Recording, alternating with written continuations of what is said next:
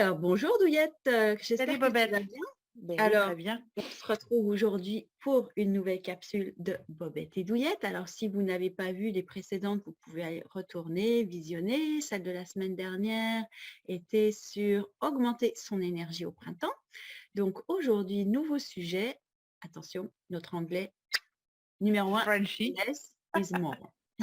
Oui, less is more. Cette notion de moins, c'est mieux.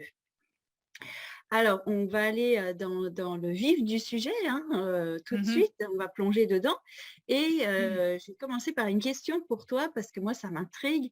Hem, c'est la on entend beaucoup parler de minimalisme, donc tu sais, moi je voulais avoir ton regard là-dessus sur le minimalisme parce qu'il y a plusieurs courants de pensée aussi, tout ça et puis on peut même voir, des choses assez extrêmes dans le Mhm. minimalisme, hein.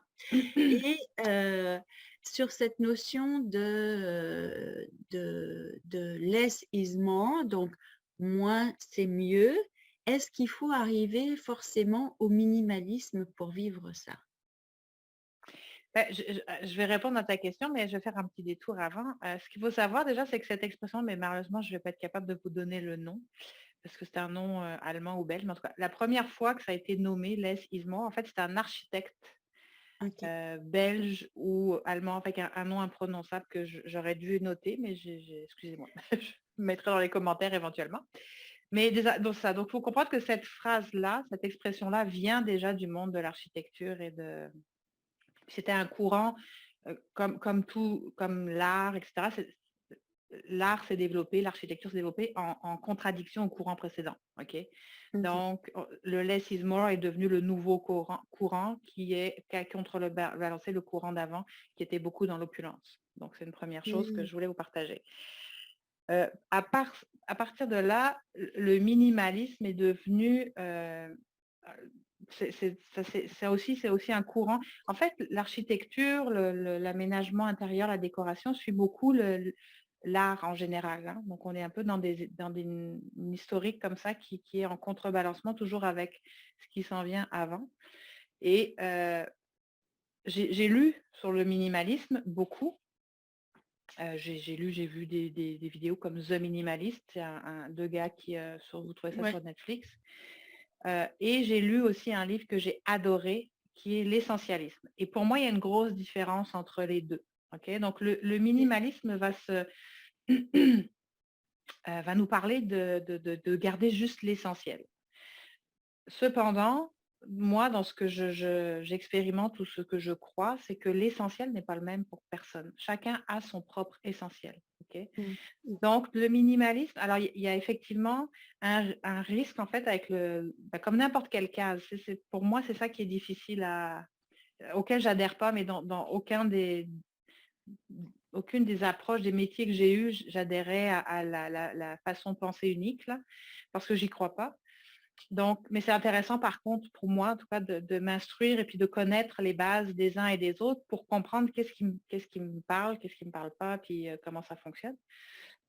Donc, pour moi, le minimalisme peut amener à une dérive de perfectionnisme où Mmh.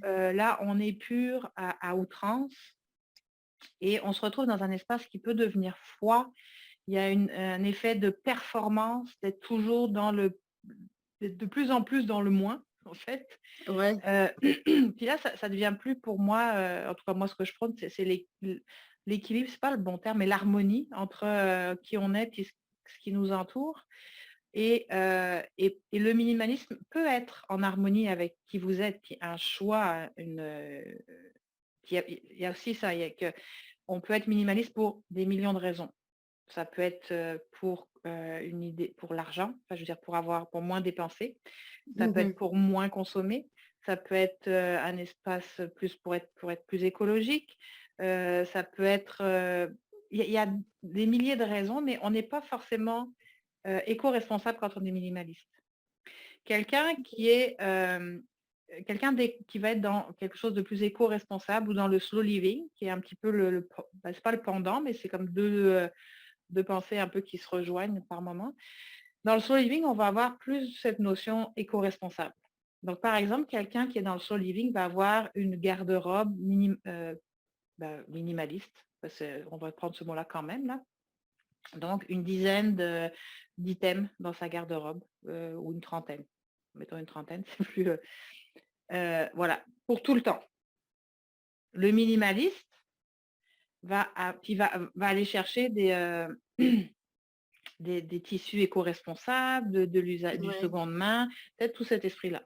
Le minimaliste va être sur plus la qualité, et va avoir aussi 30 items, mais par contre, il peut avoir 30 items qui changent d'une saison à l'autre. OK? Ok. Donc, il y aura toujours un 30 items, comme le slow living, mais il peut très bien changer sa garde-robe quand il veut. Donc, on n'a pas forcément, dans la pensée minimaliste, cet espace éco-responsabilité, puis de diminution de la consommation. Ça peut être aussi, mais Mhm. ce n'est pas le cas de tout le monde. Puis, il y a quelque chose qui est difficile, qui peut être difficile aussi de se dire, parce que quand on est dans une philosophie minimaliste, ben, ça englobe tout, hein. Ça englobe, puis on va en parler avec toi, mais ça englobe la nourriture, ça englobe la façon de consommer, ça englobe tout ça. Et ça reste, ça peut être conflictuel par rapport à la famille.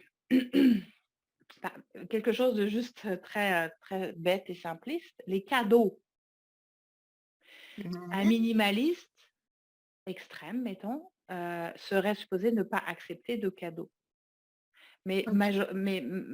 pas mais mettre le focus sur le temps passé ensemble. OK? Ouais. Donc, ça peut devenir compliqué à gérer en se disant: «Mon Dieu, on m'a fait un cadeau, puis là, je me sens mal parce que je suis supposée être minimaliste, donc voilà, et donc ce cadeau-là, ben, j'en ai pas besoin». Donc si j'en ai pas besoin, parce que ça, c'est une grande notion en minimalisme, c'est les outils utiles. Mhm. On maximise l'outil utile. Mais par contre, lui là, c'est absolument inutile dans l'absolu. On s'entend. C'est un Oui. tableau, voilà. Sauf que c'est un tableau que j'ai fait il y a bon nombre d'années, là, je ne sais plus, bref, et que je trouve qui me plaît encore. Donc, il est absolument inutile sous une forme pratique, mais Mhm. pour moi, il est utile à me rendre heureuse, joyeuse, à mettre de Ouais, la joie le dans mon... bien-être. Donc, cette notion d'utilité peut aussi être décortiquée de différentes façons. Mhm. Donc, je Mhm. pense que, en tout cas, moi, ce que j'ai pris du minimalisme, qui me correspondait à moi, puis je ne suis pas du tout minimaliste. Par contre, diminuer ma consommation, je pense qu'on a déjà parlé dans un épisode, mais quand j'ai déménagé dans mon nouvel appartement, je vis seule dans mon appartement. Je n'ai absolument pas besoin alors j'ai gazinière à chaque fois, Une cuisinière. cuisinière, merci. J'en ai pas besoin, donc je n'en ai pas. Mais je vis toute seule, j'ai pas besoin d'avoir un four Oui. énorme comme ça. Donc, c'est plutôt d'aller dans, OK, ben, puis ça me manque pas parce que j'ai trouvé des alternatives. Donc, j'ai mon petit four, bref, j'ai tout ce qu'il me faut.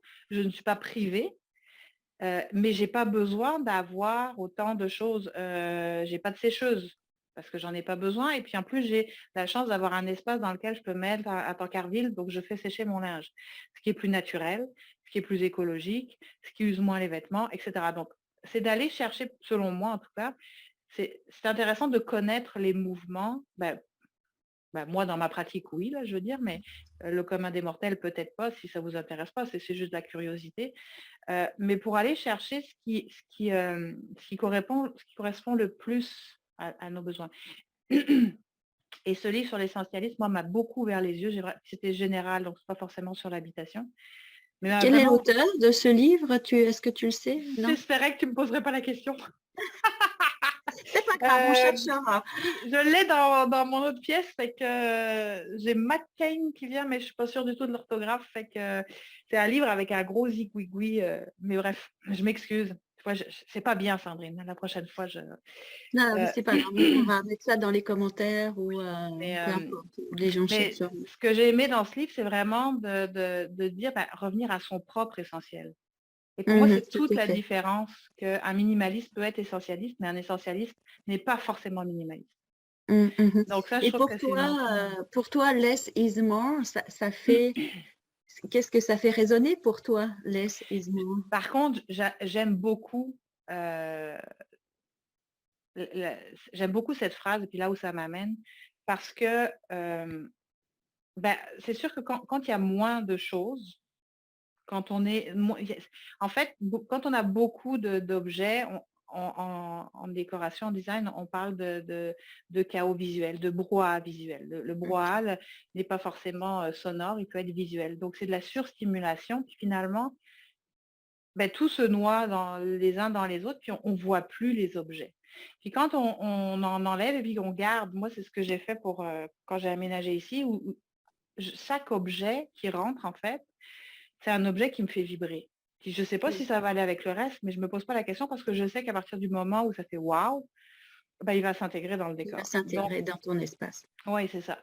Et puis bah, en tout cas, donc c'est le lessivement pour moi, c'est vraiment d'aller dans peut-être moins de choses, mais dans une qualité. Puis quand je parle de qualité, c'est pas forcément que ça coûte cher. C'est une qualité, émotionnelle, je dirais, qui va Mmh. plus d'impact et donc là, l'objet va se voir, il va prendre toute sa valeur et puis il va nous apporter quelque chose. Donc Ouais. et en même temps, j'ai eu des décors où j'avais un mur de curiosité. Donc les murs de curiosité, c'est tout plein de cadres, Oui, oui. qui sont collés les uns aux autres. J'avais ça dans mon dernier appartement parce que l'énergie du lieu, ce que j'avais à vivre était comme ça. Puis aujourd'hui, bah, mes murs sont blancs, puis il y a beaucoup moins de choses dessus. Donc c'est comme, heu, encore une fois, c'est d'aller avec le ressenti qui est présent. Puis, il y a une très grosse différence entre l'appartement que j'avais il y a 6 mois, qui était très, très coloré, qui était très «chargé» entre guillemets. Donc je vous dis, j'avais un mur de curiosité, il y avait des couleurs vives, il y avait tout un tas de choses qui sont pas arrivées Donc plus ici, là. non pas Mmh. parce que mais parce que ici, ça non, ça marche pas. Mon énergie actuelle, n'est plus là. Ce que j'ai envie d'avoir autour de moi, c'est plus ça. Et ça, je trouve ça super intéressant et encore là, vous voyez, quand là, je suis ici depuis, 7-8 mois, je crois, quelque chose du genre. Bah, il y a des choses que je me dis: «OK, là, il est temps que ça parte parce que Mmh. C'est plus c'est plus besoin c'est d'être là». Mais il y a aussi le fait que comme je fonctionne beaucoup avec le seconde main, ben tu sais, je me sens et je redonne, ben je me sens pas coupable d'avoir dépensé ou d'avoir acheté du mmh. neuf parce que on fait circuler les choses. Donc l'assise-moi, moi, c'est quelque chose que j'aime bien, mais auquel je ne m'accroche plus. J'ai écouté, j'ai été voir l'information, puis je fais ma propre interprétation Ouais, de ce de qui est, ce de ce qui correspond à ton énergie. c'est Mmh, ça, mmh. exactement. Ouais, Mais ouais, ouais. par contre, là où j'ai de la misère, c'est dans la bouffe. Alors là, par contre, le less is more dans la bouffe, là, j'avoue que je le maîtrise pas du tout. J'ai plutôt tendance à dire comme: «Oh mon Dieu, faut que ça ait du goût», fait qu'on va mettre des épices, des épices, des épices, des épices et à la fin, bah, on a un beau ragoût qui a plein de goût, mais pas sûr qu'on soit capable de différencier la carotte du brocoli, mettons, tu sais? Fait que, j'imagine qu'en cuisine, en alimentation, ben, qu'est-ce qu'on fait avec ça, le lessivement? Ça fait-tu du sens? Bah, écoute, tu sais, il y a plusieurs courants de pensée aussi, mais par rapport à ce que tu nommais, tu vois la différence entre, slow living et puis, minimalisme et tout ça, juste pour revenir à ça, bah, tu sais, il y a le slow food aussi, Oui, tu sais? Puis moi, ça résonne, tu sais, vraiment comme, tu sais, slow living, slow food et tout, c'est comme un art de vivre. tout à fait. Alors que après, c'est mon interprétation à moi qui est juste personnelle, hein, et voilà, ça, c'est juste à moi. Mais le minimalisme plus comme un acte politique. Ben, oui, mais c'est comme je Et disais c'est tantôt, comme c'est ça que les je le arts, ressens. c'est ça, oui, ça a été Donc ouais, ouais, comme ouais. ça, mais après ça Donc tu sais, et puis, dans justement dans le mouvement slow food, c'était de revenir justement à, tu sais, à un respect des cultures, à, tu sais, un respect aussi de l'aliment, de la préparation et tout ça. Donc pour moi, l'aisissement, bah, tu sais, j'accompagne aussi sur le vêtement, donc ça fait ouais. énormément de sens. Puis moi, dans mon juste personnellement, j'aime mieux avoir un bel objet d'un designer, par exemple, tu sais, je sais pas, une chaise d'un designer que d'avoir 3 chaises. Mmh. Non, mais j'ai toujours été comme ça. Je préfère avoir un bel objet ou 2 beaux pantalons, par exemple, que 10 pantalons. parce que je suis sensible à la qualité et je vais préférer chercher justement des matières qui vont respecter les humains qui les fabriquent, l'écologie et tout ça, là, tu sais, qui est une certaine qualité de fabrique. Mais par rapport à la nourriture, tu sais, ce que tu amenais, tu sais, une fois, j'ai entendu à une émission, puis ça m'a vraiment frappé, tu sais, deux grands chefs. Alors, il y avait un grand chef français qui lui disait le plat arrive à sa maturité, tu sais, quand on prépare, quand on cuisine et tout ça, quand on ne peut plus rien rajouter dedans. Et puis il y avait un Mhm. grand chef japonais et lui, il disait, eh bien, le plat est prêt quand on ne peut plus rien enlever. Et ça, là, ça m'avait tellement marqué Mhm. parce que c'est comme d'un côté, bah, on va rajouter, rajouter, rajouter, puis de l'autre, on va enlever, épurer, enlever, enlever, enlever. Et personnellement, je tends plus vers vers l'Orient, vers le Japon, qui est à enlever. Parce que on va goûter, tu sais, pleinement certaines saveurs qu'on n'arrive plus à goûter. Puis, tu sais, on vit dans un environnement aussi qui est, tu sais, il y a une épidémie d'obésité, tu sais, dans le monde autour, même des très jeunes et tout ça, il y a de surplus de poids. Puis on est dans un environnement qui est obésogène, tu sais, on va dire comme ça, tu sais, surtout, tu sais, la consommation de tout, l'information de tout, les réseaux sociaux de tout, la bouffe de tout, tu sais, puis on est comme nourri à ça. Mhm. Oui. Vraiment, c'est continuellement, continuellement. Et de dire less is more, c'est comme un clash complet parce que c'est comme de dire, OK, moins c'est mieux. Donc, c'est de faire des choix aussi sur quasiment toutes les sphères de sa vie. Est-ce que je suis obligée d'avoir euh, des centaines d'amis? Non, pas, de Oui. surconsommer de l'information à outrance parce que c'est tout le temps, tout le temps, tout le temps, tout le temps.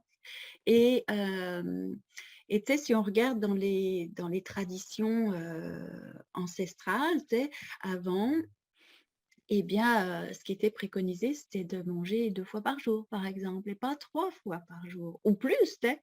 Souvent, là, on va manger 3 fois, 4 fois, 5 fois par jour parce que c'était tout le temps là, tout le temps, tout le temps, tout le temps, tout le temps. Et, et parce que notre corps, il a besoin de repos digestif, il a besoin de se régénérer justement. Et puis pour moi, less is more dans la nourriture, c'est justement manger moins, en mettre moins. Puis tu sais, bien souvent, quand on va dire manger moins, les gens vont dire: «Ah ouais, mais j'ai faim». Puis tu sais, toutes Mhm. les études, par exemple, sur le jeûne, et il y a pas longtemps, j'entendais, en Allemagne, tu sais, il y a une maison de jeûne très Je réputée pense et qu'on a tout. écouté le même podcast en même temps, hein. Ouais, ouais, ouais, ouais. Puis tu sais, ce qu'elle disait, la dame qui Le s'occupe de ce responsable, ouais. centre de jeûne et tout, que c'est là que le corps se régénère et qu'on n'a jamais faim. Mais on est tellement habitué à consommer tout le temps, tu sais, que c'est comme si, tu sais, ça fait un peu référence à notre capsule sur le vide, mais si je consomme pas, c'est vide, alors que non, c'est plein. Donc, tu Ben, sais, moi, ce que la société a, en tout cas la société, je culpabilise pas la société, mais ce que je veux dire, c'est que notre évolution a créé cette peur du manque. Le marketing a créé cette peur du manque. c'est La ça. politique, Donc, etc. Puis là, ouais, on a vécu 2 années de reconfinement. Puis je pense il y a plusieurs périodes où les gens se sont rendus compte que finalement, en tout cas moi, c'est dans mon cas, tu sais, l'idée de, ah ben on voit, c'est samedi, vendredi, samedi soir, on doit voir du monde, fait qu'on voit du monde, on voit du monde, on voit du monde. Là, on peut plus voir personne. Heu, J'étais déjà pas dans cette dynamique-là, mais quand même, ça a créé chez moi une réflexion, où quand je parlais aux gens ou quand je contactais les gens, j'avais vraiment envie. C'était: ouais. «Ah, telle personne, tel moment», puis sinon j'en avais pas besoin. Fait que ça a créé aussi cette dynamique de finalement, less is more, c'est qu'il y a des gens qui vont être, bah, je dis pas de se séparer de vos amis, mais tu sais, Non, plutôt que non. d'avoir encore beaucoup, d'être dans la quantité, ben la qualité a pris le pas sur ça, Ouais, même ouais. dans les relations, je crois. Ouais, ouais, ouais, ouais. Donc, tu sais, et par exemple, ce que j'aime beaucoup avec, tu sais, la pâtisserie crue, ben tu sais, c'est une pâtisserie quand même, tu sais, qui est, tu sais, nourrissante et tout ça. Mmh mh. Donc, c'est intéressant parce que, heu, tu peux prendre juste un tout petit peu, tu vois? Puis, c'est nourrissant parce qu'il y a des noix, en tout cas, tu vois? Donc, c'est pas comme tu vas dire: «OK, je vais prendre une grosse part de gâteau traditionnel» et là, d'un seul coup, tu sais, tu vas en prendre pour, tu sais, un petit bout et tu vas être pleinement satisfait. Mmh. Donc, c'est tu vois, c'est vraiment intéressant aussi dans la façon de consommer, par exemple, sur la pâtisserie. Donc, tu sais, ce que je dirais aux gens, c'est d'essayer de manger des aliments bruts, totalement bruts, sans préparation, Pour redécouvrir le vraiment, goût? pour Ouais. redécouvrir le goût. Parce que bien souvent, tu sais, comme tu dis: «Bah, moi, je mets plein, plein, plein d'épices, mais qu'est-ce que je mange en fin de compte?» Tu sais, je ne sais pas, je ne sais plus. Alors oui, c'est vraiment le fun de travailler avec les épices, c'est vraiment, vraiment cool, Oui. mais trop, c'est trop. Tu sais, après, c'est on tue toutes les saveurs, on met, tu sais, comme tu disais, dans un décor, si tu en mets beaucoup trop, tu sais, bah, est-ce que ça ça va donner ce qu'on veut donner? Non, Mmh. peut-être pas, tu sais. Mais et donc là, c'est ça et c'est de vraiment regoûter, tu sais, une tomate, crue, non préparée, du brocoli. Puis je pense que, tu sais, pour, les tout petits, c'est s'il y a des mamans qui nous écoutent, et tout, tu sais, c'est vraiment de faire goûter aux enfants les aliments bruts, tu sais, des purées, par exemple, une purée de carottes, mais il y a juste de la carotte, une purée de courgettes, une Mais purée j'ai ça l'impression qu'on là, le faisait c'est tellement naturellement. excellent. Ouais, mais tu sais, j'essaie, tu vois, tu dis ça, puis je me souviens pour mes enfants, je cuisinais, j'avais un livre fabuleux, en tout cas, des petites purées, tout ça. Bah, c'était très, très simple finalement, il y avait très peu Ouais, de mélange en fait. Donc on le exactement. faisait. Ouais. Ouais, ouais et bah, pour nous, en tant qu'adultes aussi, c'est ça parce Mhm. que plus ça va être complexe, plus nos assiettes sont complexes et plus ça nous demande aussi d'énergie Oui. pour le Ah oui. digérer, pour, Ok. l'évacuer et tout ça. Donc, moins c'est complexe, plus c'est simple, plus c'est facile. Mm. Alors moi, c'est ce que j'adore dans l'alimentation vivante. Pas que c'est pas travaillé, non, non, on a des recettes très élaborées, et tout, mais on va revenir, beaucoup plus facilement aussi à tel aliment brut Mm. et ça, là, ça fait du bien, puis ça permet vraiment d'aller regoûter, tu sais, des saveurs, d'aller rééduquer nos papilles. Puis, tu sais, c'est sûr que si, on est habitué à consommer des produits, tu sais, tout faits, tu sais, en alimentation, tu sais, des plats tout préparés, dedans, il y a tellement de produits, Oui, d'exhausteurs de il y a ça aussi. goût, de ceci, cela, tu sais, qu'après, quand on prend un aliment brut, puis on dit: «Oh, ça goûte ça!» Tu sais, c'est surprenant parce qu'on a enlevé tous ces exhausteurs Mhm. de goût et tout ça là. Donc, ça, c'est une belle façon de revenir tu sais, dans le laissez-moi, tu sais, parce que tu enlèves, mais tu vas Mais pour décupler, mieux voir, pour mieux ouais, goûter, pour pour mieux mieux, sentir, oui. tu sais, décupler toutes ces saveurs et puis tous ces, Mhm. ces rondeurs, tu sais, qu'on peut aller goûter là. Donc, voilà. Mais je m'étais amusée une fois. Euh, on était un groupe, puis chacun sur une retraite sur plusieurs jours, puis chacun son tour. Il y avait un binôme qui préparait les repas. Et là, j'étais avec donc mon binôme, puis j'avais fait tout un projet, en tout cas un projet, un menu qui, par rapport à ce que je fais, était sur les couleurs. Donc chaque plat, chaque couleur, attendez, je recommence. Il y avait chaque couleur des qualités du cœur était représentée, et puis donc on avait un aliment de chaque couleur, et ça faisait comme des assiettes monochromes mais vraiment, ou bien multicolores, mais vraiment très séparées. C'était une expérience tout à fait différente que la soupe tu sais, où on mélange tout, puis effectivement, quand on met toutes les couleurs, ça devient brun. Donc oui, c'était assez marrant comme expérience d'aller manger, tu sais, puis évidemment, quand ça vient des producteurs locaux, bien sûr, le goût vient Ouais, avec, ouais, là, ouais. mais oui, Mmh. c'était intéressant de décortiquer, en fait, de refaire la machine en arrière pour revoir un peu ce qui. Ouais, ouais, ouais, puis comme tu sais, comme tu le nommais, bah, tu sais, tu apprécies aussi, bah, la couleur dans ton Mm, assiette et tout et ça, on mange pas juste avec notre bouche, on mange avec nos yeux aussi, ouais, avec tous nos sens, en fait, hein. tout à fait. Donc, Fait Alors que je crois que voilà, le mot final de tout ça, c'est de s'approprier son less is more finalement. C'est de ne pas en faire une oui, quête de perfection, mais plutôt mmh, d'expérimenter et puis de voir que ce soit dans la maison, que ce soit dans l'assiette, que ce soit dans la garde-robe, peu importe, c'est d'y aller avec. Et puis si c'est pas pour vous, ben, c'est pas pour vous. Ça aussi, de et dire, voilà. si c'est possible. Sinon, faut venir nous voir, Ben, éventuellement, mais encore éventuellement. là, moi, je vous forcerai pas à en avoir moins si pour vous, c'est important d'en avoir beaucoup. Mais c'est juste la petite réflexion là où j'amènerais, puis je vais laisser le suspense et là-dessus, c'est comme, tu sais, avoir beaucoup, qu'est-ce que ça vient réveiller comme peur? Peut-être de devoir avoir beaucoup.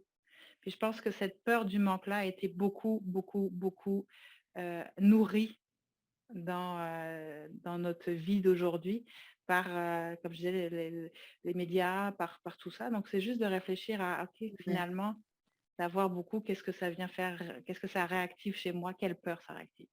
Mmh. Tout à fait. Merci beaucoup, Bobette. On se retrouve Merci Sandrine la semaine et puis, prochaine. C'est quoi notre sujet la semaine prochaine? la semaine prochaine, le mouvement Oui, sur libérer le son mouvement. libérer son mouvement. Je ne sais pas qui a eu Alors cette idée, mais en tout cas, c'est ça. On va y réfléchir. alors, bonne écoute pour cette capsule Less is more. N'hésitez pas à nous contacter, mettez des commentaires, ça nous fait plaisir de vous lire et puis on se retrouve la semaine prochaine pour une nouvelle capsule de Bobette et Douillette. Bonne Ciao! semaine tout le monde.